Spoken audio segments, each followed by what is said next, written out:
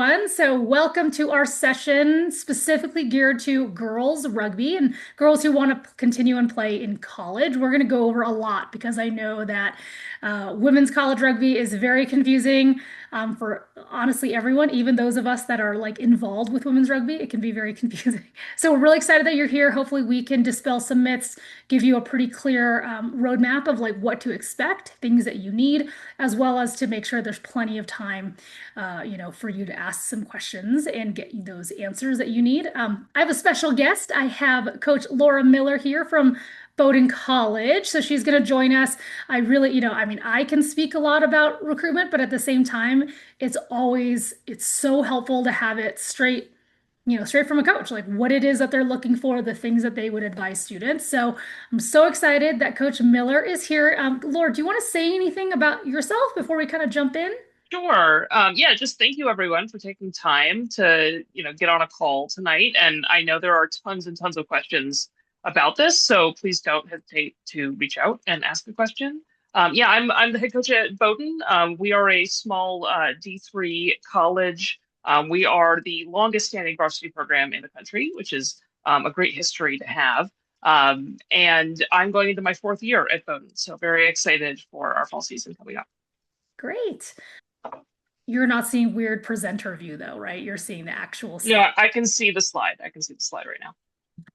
Oh my gosh, what is going on? Okay. All right. So a little bit about me, and obviously you all can read this. You can see this on my website as well. But really, with this slide, I want you all to know, I have a deep tie to the, rugby community here in the US. So first as a player, then moving on into being a referee. And then obviously now my main role is mostly as an educator.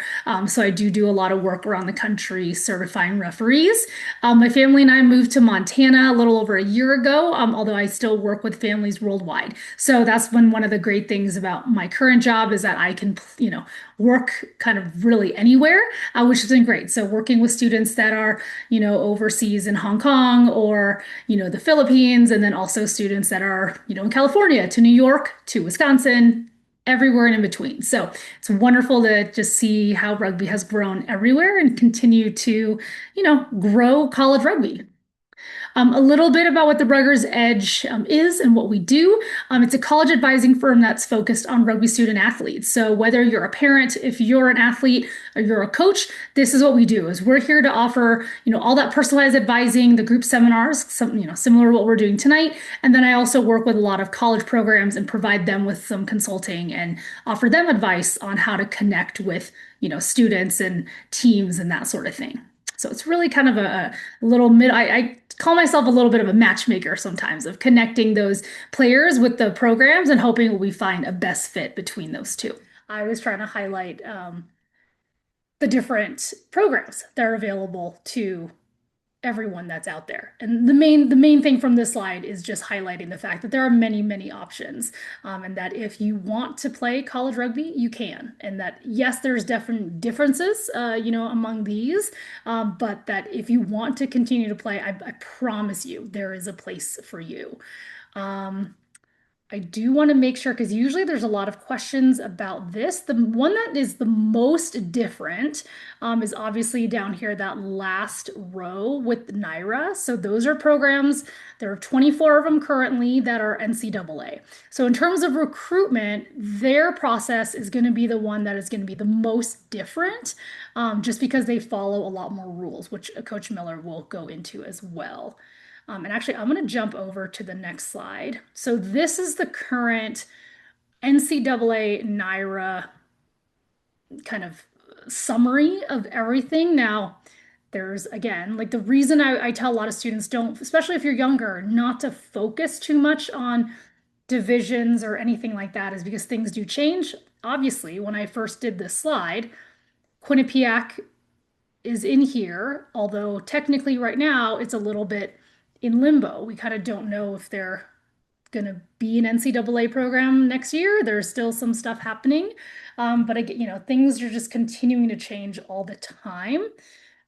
Coach Miller, anything you want to talk about if there's any students on here, families that know that they are, tell us about like maybe the difference between Mhm. NCAA programs and others, which we'll talk Yeah. a little bit, or anything like that?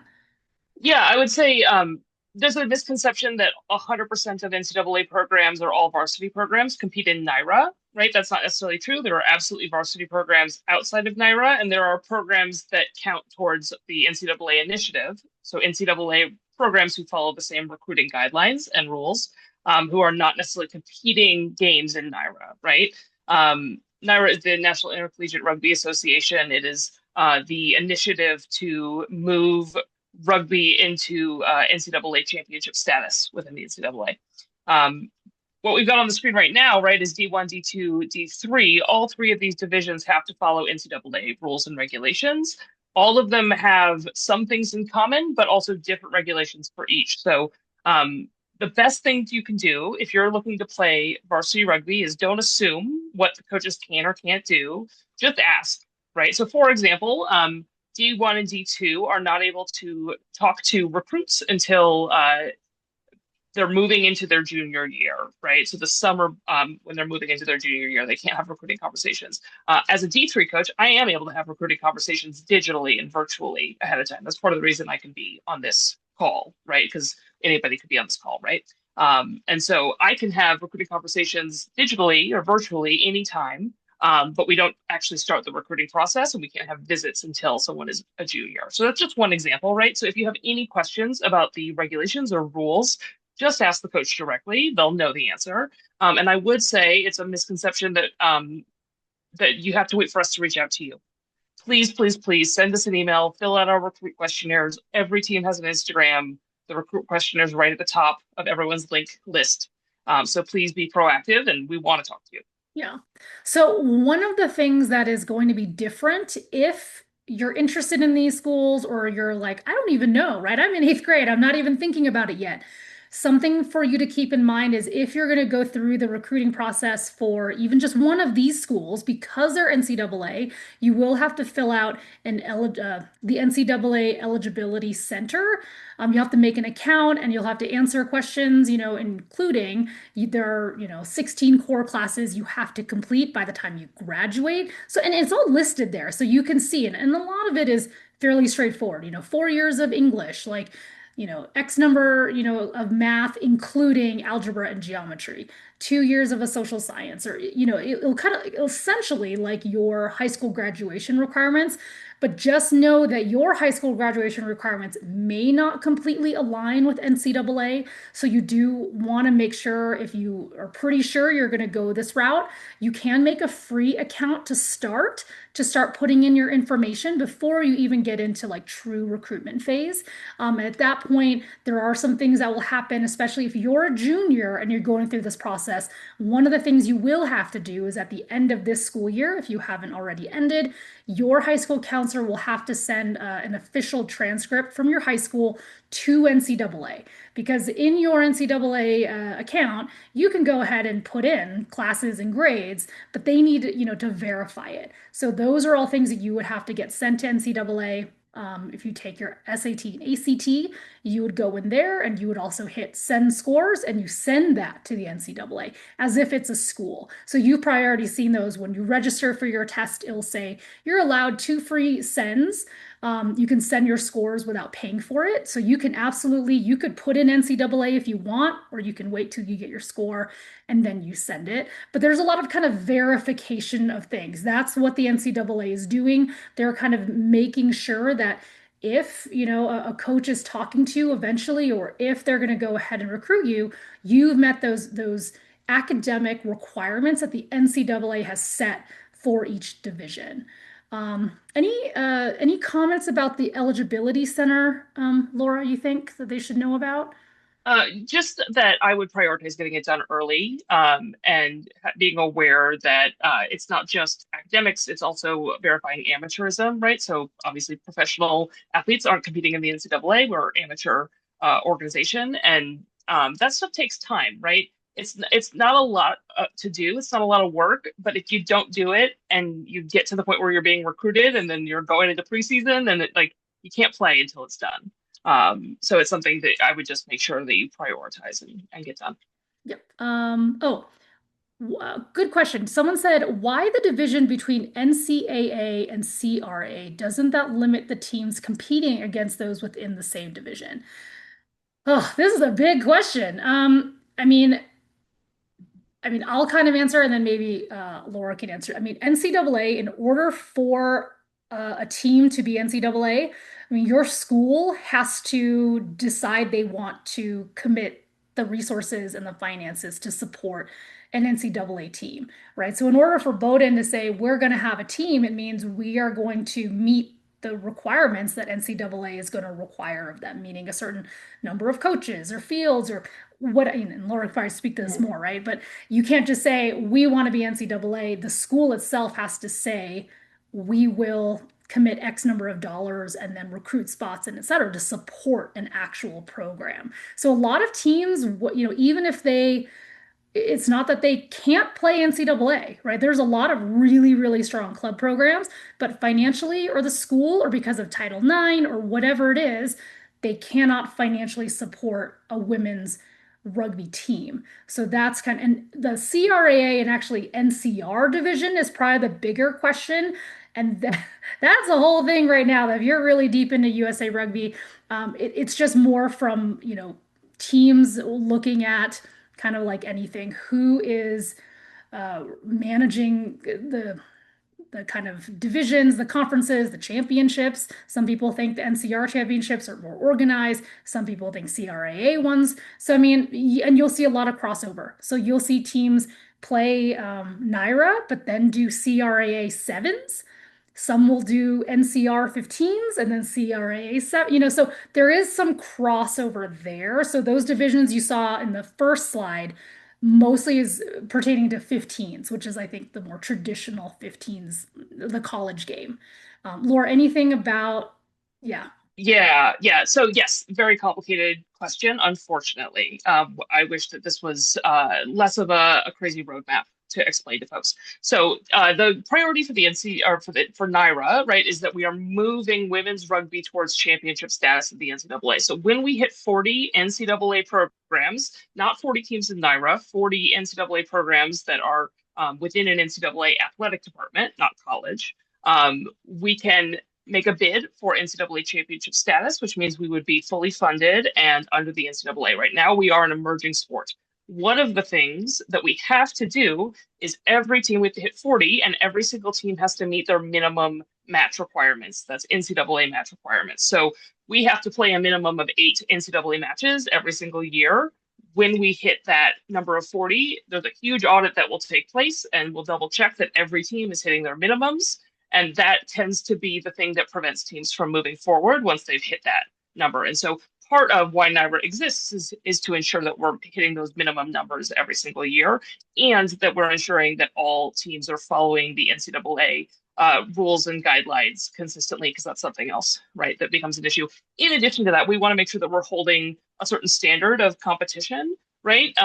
Every team has a different set of resources, right, within American rugby, but all NYRA teams, all NCAA teams have a more similar set of resources. So I know when I show up to a game that there's going to be an excellent ref, that there's going to be game management, that medical care is going to be top notch, that all of the things that you would expect a varsity athlete to have are in place versus a club team, some of which are phenomenal club programs, right? But don't necessarily have access to things like locker rooms or consistent athletic training, and so part of it is quality control, Mm. right? I will say that we do play club teams all the time. All varsity teams do for the most part, right? So we'll play NCR teams, we'll play CRAA teams, but we want to make sure that we're giving a certain experience to our athletes. And that's part of the reason why we are in our own group. Yeah. So there's another question. I'm going to read it, and then I think we will answer this in the next couple slides. But the question is, do the different leagues, CRAA, NYRA, et cetera, affect admission process differently, influence and acceptances, which we'll talk about, and then same with scholarship. So that's a really good, like, leading us into this next section here. We were just on this slide. Let's go to the next. So this will kind of help explain a little bit, because I think women's rugby and actually men's rugby too, but we're the only one of the few sports in the US that basically has three different buckets of programming. So there is varsity programs, there is club programs, and we've got a group that's kind of in between as well. So those are typically called team sports, varsity club, or an elevated sport. So what Coach Miller mentioned earlier is if you're looking at NCAA, NCAA is varsity. Okay. If you're looking at an NCAA program, you know you are guaranteed that's what you're going to get.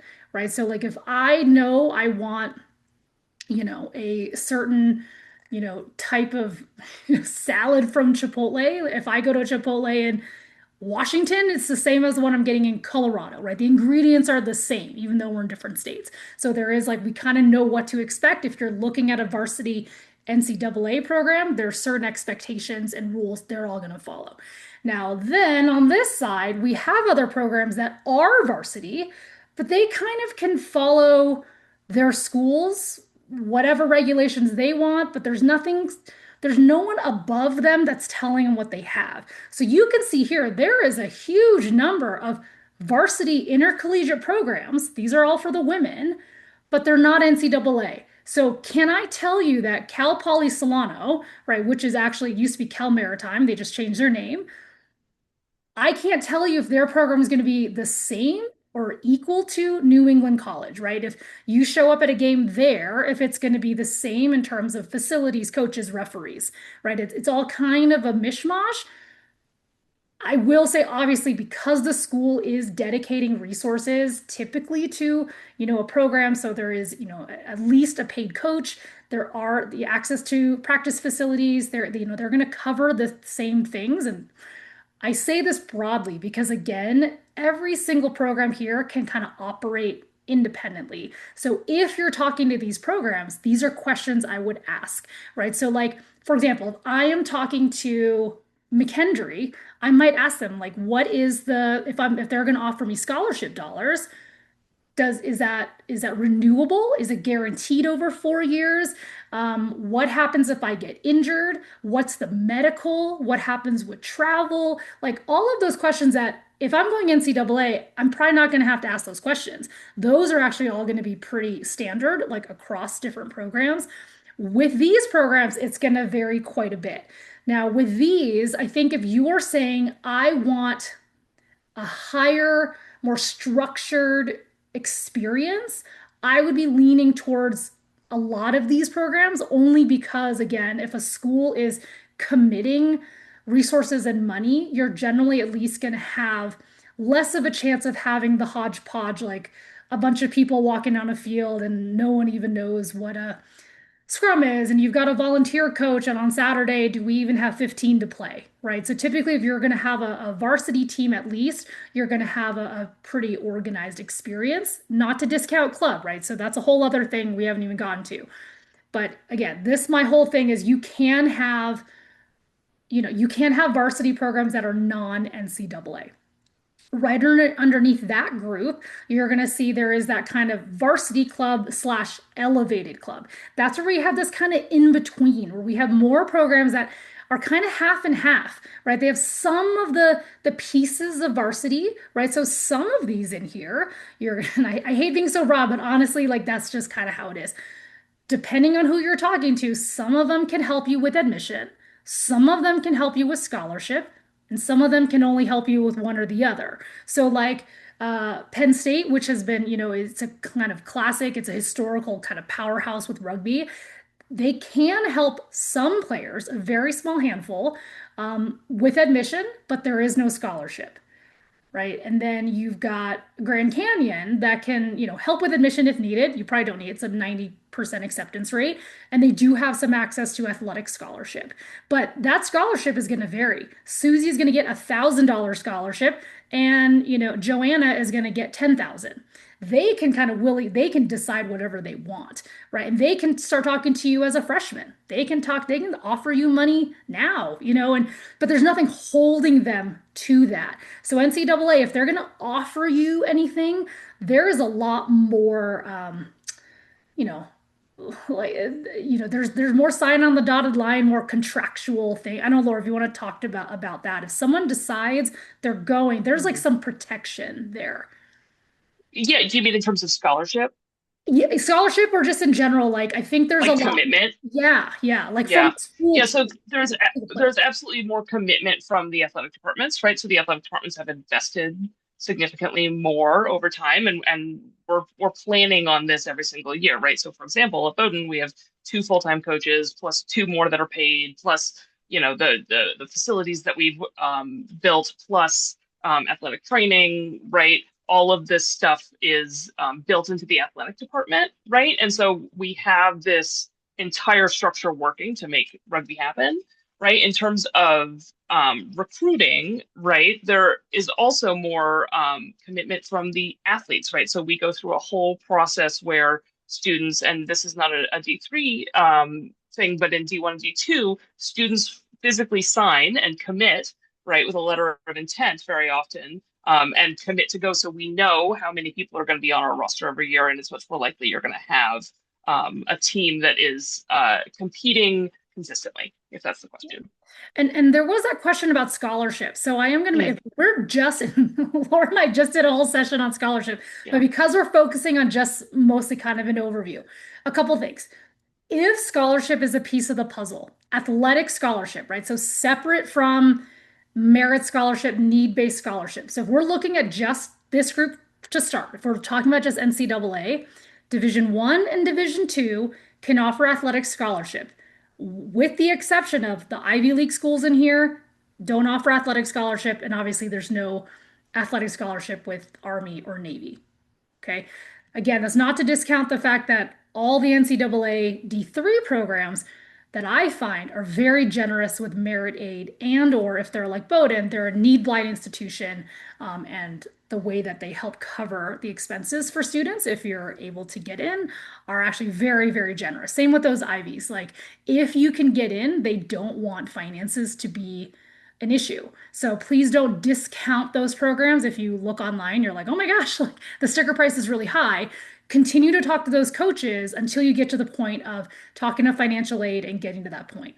But again, I just kind of, if that is already a piece of the puzzle, number one, you can get merit aid anywhere, but the chances of being able to add extra scholarship, athletic scholarship is going to be in this group, Division One and Two, and then also in this next group, and again, it's going to vary whether or not they can offer you anything. I'll be really honest with you. Most of these schools, they want to bring you in using less of their own athletic money, but having you apply so you get a really substantial merit money. So I had a student that applied to Drury. I hate saying that name. I'm like so bad at it. Drury, Drury. The merit scholarship was substantial, right? Like it was like $25,000 a year, renewable just for academics. And then the rugby piece was fairly small, but you combine them and it's actually a really good, combined. Plus they got into honors college, they got more money. So like if you're sitting here thinking, can we go to college for free or near free? You can, but you do have to be able to pick and choose, and you have to say, okay, are we okay with maybe a lesser known school? Are we okay going to a school that is maybe name brand not as high, so we can get a bigger chunk of merit aid to maybe stack with athletics, but I wouldn't focus on just athletic scholarship money as the main thing. Laura, anything you want to add? No, no questions. No, well, maybe. I think a lot of folks discount schools way too early, right, because of the financial aid piece. And there's no harm in continuing to consider a program, right, even if you're like, wow, that's a really high sticker price, because financial aid is so nuanced and there are so many pieces to it. It never hurts to apply, right? And maybe keep it on your list, right? And to see if it's something that is possible down the line. And I would say check every net price calculator of a school you're interested in, because that will give you a lot of information up front. They're on every college's website.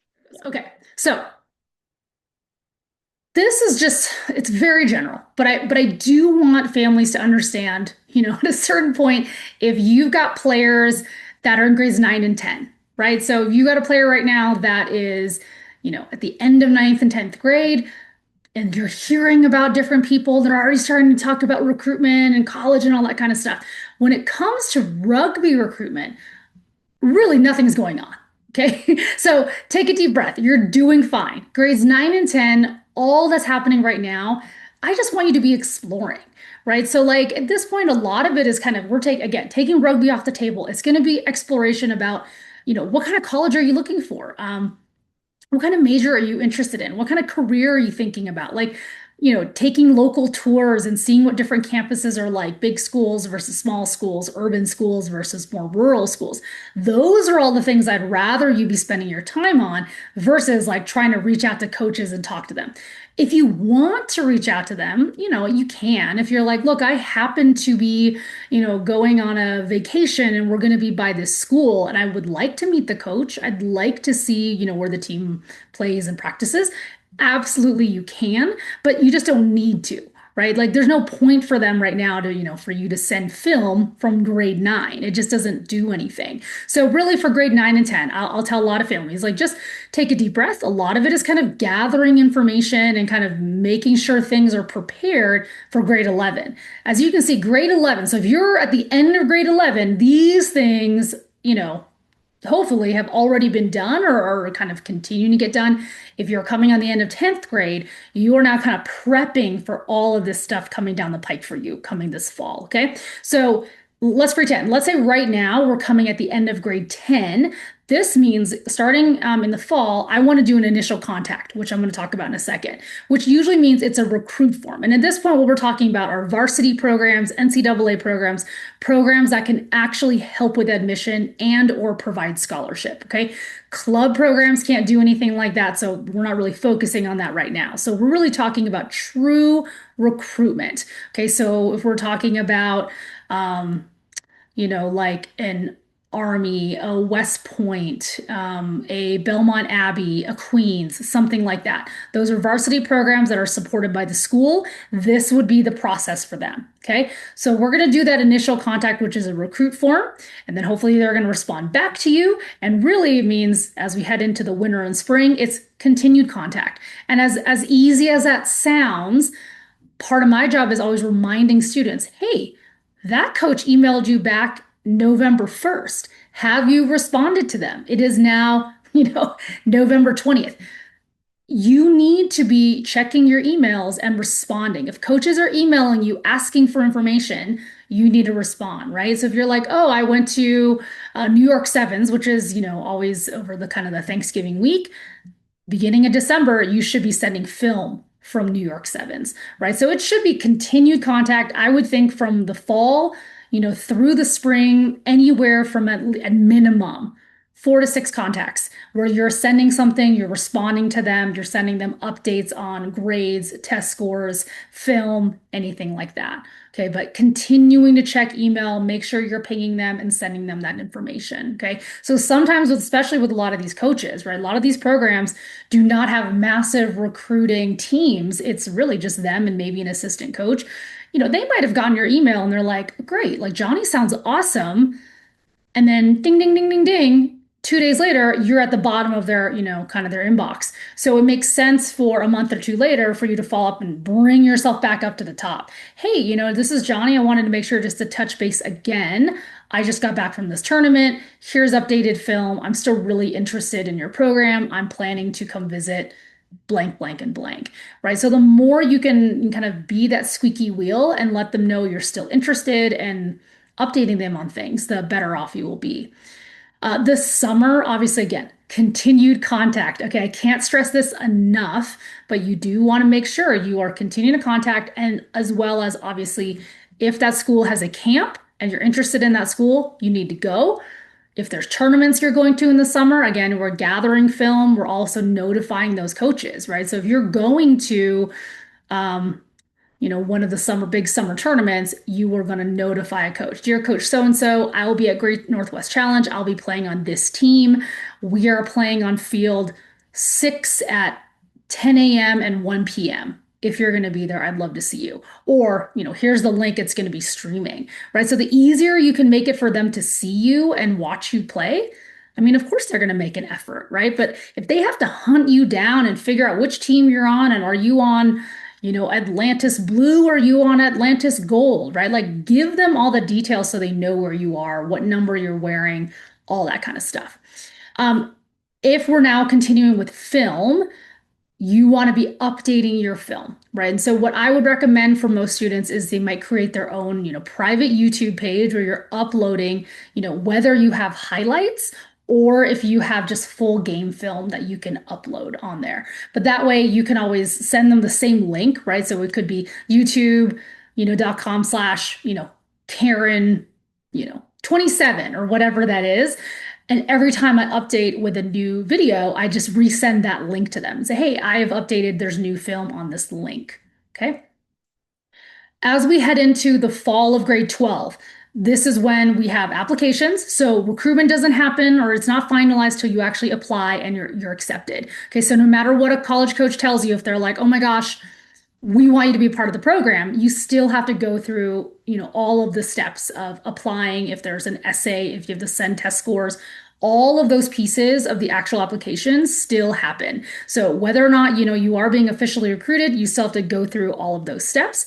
And then obviously then you would go through commitment. So in a perfect world, most students that are getting recruited, you are going to have most of this stuff done by November 1st. Okay. Obviously, some folks will commit later. Some want to get through, regular decision, but for a varsity program, most of the time they want to kind of lock you down earlier in the fall so that they kind of know going in who is coming to them and who is not. Okay. All right, we'll go to the next slide. So we go back to in that timeline, we said one of the first things you're going to do is you're going to fill out a recruit form. So this is, for example, this is an example of what it looks like if we're looking at Queens, which is in Charlotte. So if we went to the sports page, if I just typed in Queens University Charlotte Athletics, this is the page that would come up, queensathletics.com. Okay. And then you would see a drop down under sports, and I could go to men's rugby or I could go to women's rugby. They have both. When I go to that page, what you would notice is on the far right, there would be a drop down and it would say prospective athlete form, recruit form, something like that. And this is what you'll end up seeing. All of the athlete forms are fairly similar, although the NCAA ones sometimes are a little more standardized. They might have similar things. But what I would recommend is, you want to fill out a lot of these, right? So especially if you're hoping for, say, like a scholarship offer or something like that, it's a bit of a numbers game. You want to fill out forms and get, kind of throw your name in the hat. But this is all where they're going to gather all your information. And prior to actually submitting, you might kind of scroll through and see what they ask for. So some schools are asking for things like, like basic stuff like your height, your weight, your positions, how, I don't know, like your 100-meter sprint speed, you have a max bench, max squat, things like that. If you don't have it, then maybe you wait on submitting, right? But at least now like, ooh, those are 3 things I got to make sure when I go to the weight room next, I have to get those. Or if let's say you're a sophomore, you're like, oh, I'm going to fill out this form in the fall. I have to prepare to fill that out in the next, 6 months, right? So going through an athlete form and making sure, you know all that information prior to submitting would be what I would recommend. Now, just kind of going through all of this, obviously it says like, just the areas that have an asterisk, those are the things that are required. But, if I were you, if you can fill out most of it, it is going to be helpful. This does not mean you're committing to this school. It doesn't mean you are recruited. This is like, think of you're filling out an application for a job. You're just raising your hand saying, I'm interested.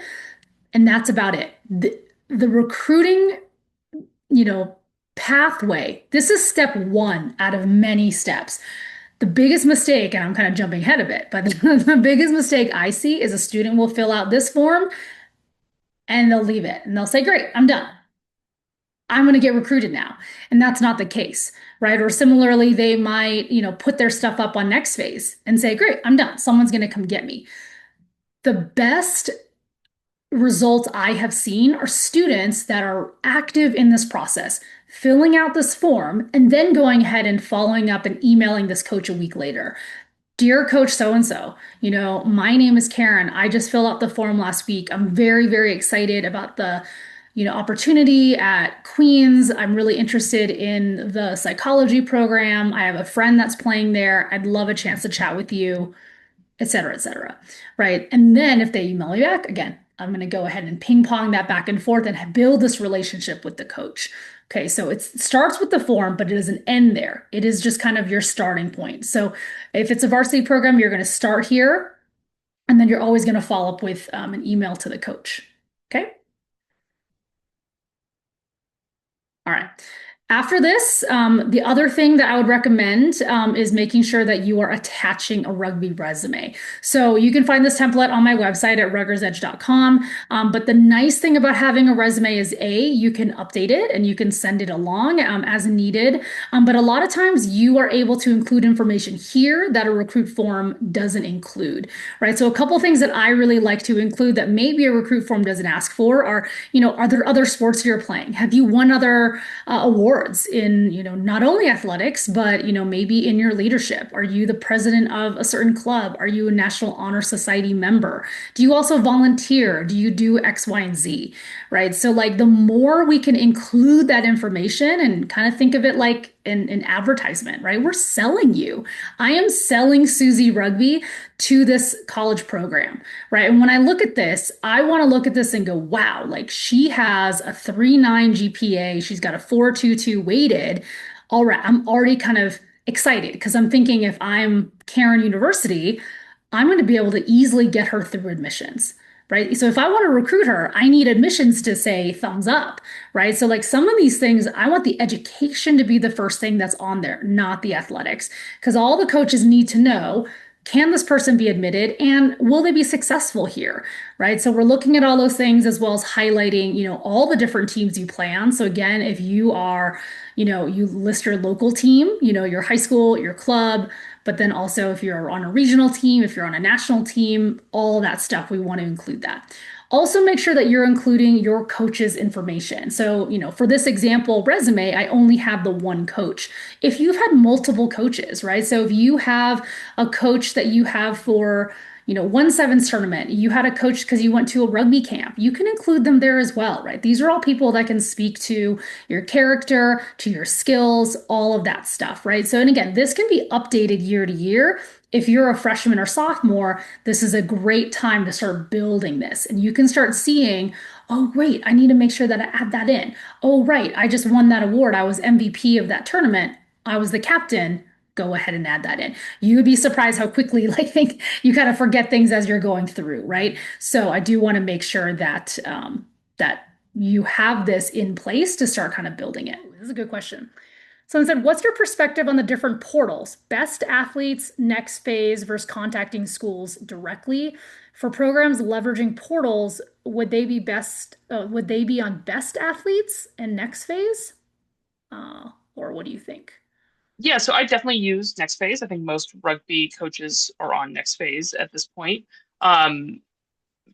Best athletes, I don't know quite so well, but I know that they exist. I would say that the best way for me to get in touch with folks is usually through a high school coach and their roster. And so asking your high school coach to advocate for you is a great start. Asking them to send out rosters or contact information for people who want to share that. But I would recommend Next Phase, and I would recommend that players go in and find programs, follow programs that they're interested in, and then reach out directly to those programs, right? Don't wait for us to come to you. Yeah. And I will just say, I think the portals, they are kind of like anything, right? I think the technology is really helpful. Like you're able to kind of reach a lot of people quickly. But I also think it doesn't take the place of continuing to communicate. I would say most students that I've seen work really well with Next Phase is maybe that's where the initial conversations start. But then as you get deeper into like like the act of like committing, that is not through Next Phase, right? You kind of move off of Next Phase into actual like emails, phone call, Zoom. No Mhm. one does phone calls. A Zoom Yeah. call, an in-person visit where you're actually having conversations. So I tell a lot of students, I think, I think platforms like NextPhase are really good, especially if you're like, I'm starting out and I want to explore everything and I'm kind of open to everything, right? And it's kind of like a LinkedIn. Like you're like, I'm putting out my resume and like let's see who might be interested in a scrum half who's a class of 29, who's X, Y, and Z. If you're very specific though, and you're like, I have known from birth, I want to go to Naval Academy. you can go directly to Naval Academy. I don't think you need to spend all the extra time Yeah. building a next phase portal and doing all that. And then having coaches contact you and kind of like wasting their time if you're like, Yeah. really, like, I'm not interested. I only Yeah. want to do these two programs. So I I also, I yeah, sorry. I would consider those platforms as like a big menu, right? It's just going to show you everything that's available to you, right? Which is great if you don't know the landscape or if you don't know what you want, right? And you want to read all different profiles. But yeah, if you know what you want specifically, if you're like, I want to go to a elite institution that has really rigorous academics, right? That's a small list, right? That you're going to probably be able to find without next phase. You don't need it to get in touch with us. Yeah. I have two questions that are actually very similar on like opposite sides. So one person said, if you're a rising senior, haven't started sending film or reached out, is it too late? And I think you've already answered this. So to this student, absolutely not. I would do it, but I would also do it soon. I wouldn't wait and say, "Oh, I need to get everything perfect," and like do it. Um, yeah, I don't know if so. That's a rising senior or Yeah. anything about that student. Yeah, look for schools with rolling admission, and look for schools that where you're seeing coaches out recruiting, right? So if you're at events, I would like look around you and see like who is there, right? And ask who's looking for seniors at this point, right? Your high school coaches might know that. Yeah. Oh, and sorry, actually, I read this wrong. So Mhm. she's a rising senior. So absolutely, you're Oh, not. okay. You're Yeah. definitely Yeah. not late. And then the other person said, is it too early for a freshman to submit a recruit or a prospect form? It's not, but don't expect people to respond to you. So what I do, and what a lot of coaches do, right? So I've got my questionnaire. We're aggregating folks all the time. People are going to fill it out, and if they're the eight, like right now, I'm talking to current juniors, right? And so I will go in and I'll see my whole list, right? And I'll go through it, and everyone who kind of meets what we're looking for in terms of grades and position and all of that, I will send a mass email, which is like, thank you so much for filling out the form. If we haven't spoken yet, this is how you get in touch with me. This is how you set up a call. This is some specifics about our program. And so if you fill out those questionnaires, you're probably going to get at the very least like a mass email that says, thank you for filling this out. And here's your next steps if I haven't spoken to you already. Yeah. Another question just came in and says, what should we do if we do not get responses upon repeat contact emails? Is there Yeah. a more Yeah. effective way to guarantee contact? So I would have awareness that we're extremely busy, right? And so sometimes it does take longer than we would like to respond. For sure. I would say have awareness that in season, you might not hear from a coach until the season is over, right? So if you email me in October, we're right in the thick of it all fall, and you might not hear from me until after Thanksgiving because that's when our season has wrapped. I would also have awareness that depending on who you're speaking to, depending on the teams, there's a whole staff of coaches, right? And so you might be emailing the wrong person. Everyone wants to talk to the head coach, but some staffs will have assistant coach who's actually the head of recruiting, right? And so you might be emailing the wrong person in general, right? That coach might just forward it along to the person who's the head of recruiting. But you can, if you're looking for a specific program and you're not getting a response, go and look at the athletic department website and see if it says like recruiting coordinator under an assistant coach's title, because that will tell you who to reach out to. And I would just say, yeah, patience is a good thing, right? If you're emailing, especially during a time where someone is in season. Yeah. The other thing, okay, so two other things I want to mention. Yeah. If there's a way to guarantee contact, but I do think sometimes students send emails to coaches, but they're just kind of like statements. They're just kind of like, "Hi, coach, I wanted to update you." And the coach doesn't really have anything to say other than thank you. I think if you're wanting a response, like have something in mind of, I am planning to come visit this summer, July 15th to the 18th. Is there a chance I could meet you? Like, is there a reason for them to actually answer you, or is there just kind of thank you for the update? Because if you just send them the update, they might see it and they'll kind of log it, but there's nothing that they kind of have to do.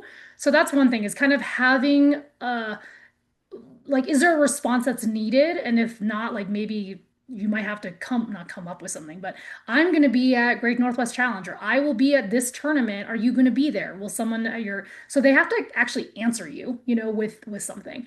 The other thing that I would also say is if you have been emailing consistently, and you are just not getting any sort of response. There is a point too where I tell students, it's a little bit like getting asked out to the prom. Like if someone is not showing you any interest, there is a point where you have to go, you know what, maybe this coach just isn't interested in me. And it has nothing to do with you as a player. It could be last year they recruited all backs and you're a back. And this year they're really focusing on tight five. And it's not an insult to you, but they actually just don't have time to respond and tell you those things. You then have to maybe adjust your expectation and say, you know what, like, unfortunately, like, I may not be the player they're looking for. And have I now cast the net wide enough? Are there some coaches that are responding? I will tell you, the students that are recruited, it is very clear when the coach is interested. Like the coaches, they want to get your, they want that interaction. So if you're really not getting any sort of reaction, that is also a bit of communication as well, if that makes sense. Let's see, more questions. This is great. Um, are there any tips for getting to know coaches as a player attending the Great Northwest Challenge, especially if I haven't emailed them yet? Um, Laura, anything, or I can talk? Yeah, Yep. just be aware that during competition, we're not allowed to speak to you. And what that means is that, and that is an NCAA specific rule. So other varsity that aren't NCAA or club coaches that are there recruiting, right, they might be able to talk to you during the tournament. But NCAA coaches can't do that. And the reason for that is that the NCAA, for good reason, doesn't want coaches bothering, high school students while you guys are focusing on competition. And so we have to wait until you're done with your competition for that day. So if it's a 2-day tournament, it's Saturday, Sunday, at your last game on Saturday when that game ends, I can have a conversation with you. And your last game on Sunday when that game ends, I can have a conversation with you. Now, I can talk to parents anytime. So talking to parents is great. So if you have a family member who wants to go talk to a coach, then that would be a great way to do it. I would also say it doesn't hurt to send an email if you do have the opportunity and say, hey, this I'll be there and I might come up and say hello after our last game. Right. All of that is really welcome. Yeah. And actually, I don't need to pull up the slide, but actually, the next slide was how to stand out at a camper tournament. And Yeah. there's just a couple things. Number one, that I mentioned is you want to communicate beforehand. So I know the student just said, what happens? The tournament's in 3 weeks. I mean, you can communicate to them, right? So fill out the form, follow up with an email, say, I will be there, but communicate with some specificity, right? So like I'm gonna be there. I'm playing for Iowa Selects. I am most likely playing fly half or fullback. As soon as I get my schedule, I will send it to you. Although actually, coaches that register for that tournament, they will get your schedule ahead of time. They'll get all the rosters, which is actually really a great piece of that. But communicate to them, right? And then the next thing is when you get to the tournament, let's say you're talking to coach so and so. If you see them, it doesn't mean you can't go up to them and introduce yourself and say, "Hi, I'm Susie. I emailed you. I'm going to be playing on field 4 later on. I hope I see you." Right? You can have those little bit of interaction, but don't be afraid. They're there to see you, right? That's the reason they're there is to meet players like you. So don't be shy. Like go up and introduce yourself. And then, just the other thing I always say is um, show good character and then communicate afterwards. So after the tournament, make sure you send a follow-up email, because I don't know, maybe they didn't get to see you, but they want to watch the live stream later or whatever the case may be. You can just remind them. It was really nice to meet you. Here are the links to those games. Here's my resume again. I hope we can touch base. But the good character piece I was going to mention, because I often see this at tournaments, again, probably referee hat more than anything, but I will referee games, and there are players that I'm like, that player needs to talk to a coach. I'm like, I will literally grab a player and be like, what year in school are you? Where are you going to college? And if they don't know, I'm like, okay, Mhm. wait, you need to talk to these coaches. Really good leaders on the field. And when I say leader, it doesn't have to be the captain, but someone that's cheering on their teammates, right? Someone has, they miss a tackle, they make a mistake, and you're the person that's coming over to, kind of lift them up and say, hey, next one. I mean, I went to a tournament a month ago and there was a team, I think every game they lost probably like 60-0.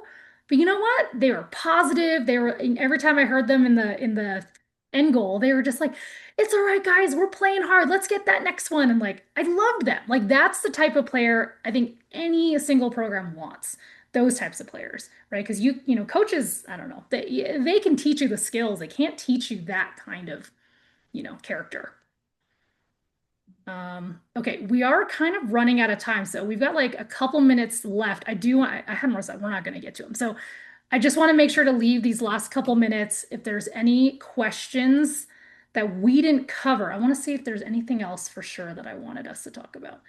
Um, I mean, I had a slide and I guess I'll just ask you, Laura, if you want to chat. Are there any like common mistakes, pitfalls, Mhm. anything that tends to happen that now all these families that are on here, they will not do it because they hear from you not to do it? Um, Common mistakes, pitfalls. The big thing is assuming that we already have your contact information or assuming that we're going to reach out and being afraid to talk to coaches, right? Which is completely understandable, right? It is a nerve-wracking process. But please feel free to email and fill out questionnaires, right, for any programs that you think are you might be interested in. The other one is something I already said, which is shortening your list too soon, right? Because of maybe just lack of information, very often around financially, but also around major, right?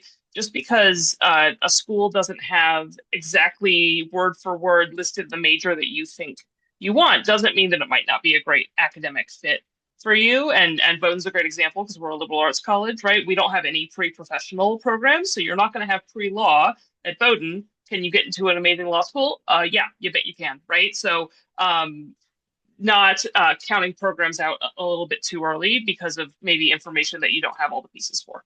Yeah. Yeah. I mean, one of the things I have on my list is always like just doing some research, right? So, like, let's say you run into Coach Miller at a tournament and you're like, I don't really know anything about Bowdoin, and you're like about to have a call with her. Like, know where Bowdoin is, know what kind of Yeah, school it is, look up some of the majors, like, make sure. And if this is your number one choice, right, you're talking to some yeah, coach, do the research. Like, what is the school about? Is there a program you're really interested in? Like, if you can't get a chance to get on the campus in person, do a virtual tour at least and yeah. say, hey, like I took the time to get to know your program. I'm really interested. Like those are things that coaches really want versus Mhm. I am now emailing as many coaches as possible. I don't even care. Like I'm just Yeah, throwing it out there willy-nilly. Like they want to feel like they're spending the time to chat with yeah. you and email you and all that stuff. You've also taken the time, right? You want them to watch your film and look at your resume. You also need to do that with their program, right? And those sorts of things. And I will say an answer I often get if I'm sitting down to a Zoom call with a recruit for any question, but a question like, tell me about the size of college that you're interested in, or tell me about the location of a college that you think you might want to go to. And if a student says, well, oh, it doesn't really matter to me, or I'm not that picky, right, is an answer I hear very often in Zoom calls. What that tells me is you haven't really thought too much about it yet, which is okay. And it's totally fine to say, I'm not sure yet, right? That's a great answer. But we really want you to think critically about the environment that you want to spend 4 years in and then become an alumni of, right? And so, because what can happen, especially with the small schools, right, is we get a student who wants to come and then realizes, wow, I really wish I was at like a Big Ten school, right? Like a huge campus, Yeah. right? And so thinking critically ahead of time, right, about the types of schools that you think would be a fit for you. Yeah. So we have time for one last question. Okay. It just says, what other tournaments are good recruiting opportunities? Are there any ones that I have some idea. Yeah. What are some ones I you, mean, I would say, I go to anything local, right? Of course. I really like to go to anything that a student has had to try out for, right? So, like a regional all-star of some kind. So, there's the one that happens at St. Pete, Florida, every year. I know every single athlete at that tournament tried out for a team and had to work really hard to get on that team, right? And then is competing and representing their region. They're representing the Midwest or they're representing the South, right? And then the other is championship events, right? So I go to the Urban Rugby Championship every year. I think it's an amazing tournament. And every student there, their team has qualified to make it there, and they have made the team, right? So that it's been a process to get to the event. There's so many tournaments, and there's no bad tournaments for recruiting, right? Especially the big ones like Tropical Sevens or Ruggerfest, or right. They're all good. But I personally really like to go to the ones where I know that the students have worked hard to get to the event, right? Not necessarily something where they been able to just join or sign up for a team to go to an event. Yeah, that's a great answer. The other thing I would say is, again, Laura is just one coach. She Yeah. cannot fly everywhere. I mean, as much as possible, get film. And this does not have to be the fanciest drone footage. It's, like just mom, dad with a phone, or with an iPad, just get something. Like, even if we just get 7 minutes from the kickoffs, like some phases, just get some of that so we can show a coach this is how you move, this is how athletic you are. Oh, we've seen a tackle, we've seen, and then just start piecing it together. Right, there are some people, if you need referrals, there are some folks that I have that I refer out to people if you want to have someone help you clip stuff together, or obviously students are very savvy, they can do it on their own. But film. I mean, really, like, I think if students are not able to make these tournaments, also don't feel like, oh, never mind, I'm not going to get recruited. Plenty of students are recruited just off film. So just kind of Yes. get that together. All right, Yeah. we are out of time. So number one, I want to thank Coach Miller for joining us. Everyone here, if you registered, you're going to get a follow-up email. It will include Coach Miller's information. And obviously you can find her on Next Phase and on their website. So feel free to reach out, ask any questions. My information will be on there as well. So if you have questions, please feel free to reach out. I want to thank you all so much for taking the time to learn about everything. Hopefully, we can do this again. Thank you, Summit Rugby, for hosting us, and hopefully, we'll talk to you soon. Thanks, everyone. Yeah. Thanks, Karen.